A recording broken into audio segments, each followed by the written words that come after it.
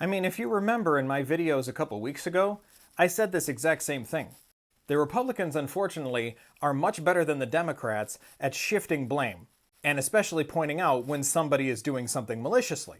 For as much as the Democrats, more than the Republicans, actually seem to care about the people, they don't play hardball.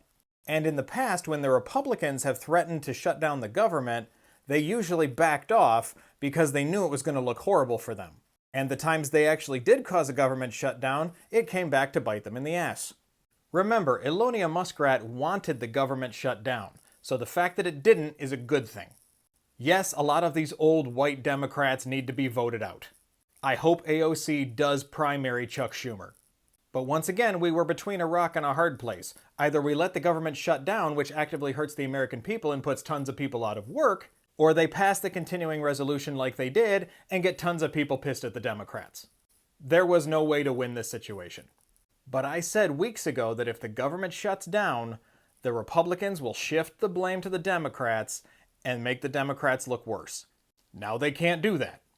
Meanwhile, we're going to have a bunch of stupid infighting because so many people are going to be mad at the Democrats when they didn't have much of a choice in the first place. Trump and the Doge wanted unfettered access to the government with absolutely no oversight. And now they don't get that. Because on the heels of this, Trump has already signed more executive orders gutting 7 governmental agencies, including the Voice of America, which is supposed to be an independent media source. He targeted the Federal Mediation and Conciliation Service, which works to stop labor disputes, the Woodrow Wilson International Center for Scholars, which is a nonpartisan think tank, the Institute of Museum and Library Services, which funds and supports museums, libraries, and archives, the U.S. Interagency Council on Homelessness, which works to prevent and end homelessness, the Community Development Financial Institutions Fund, which provides financial assistance to struggling communities, and the Minority Business Development Agency, which aims to bolster minority-owned businesses.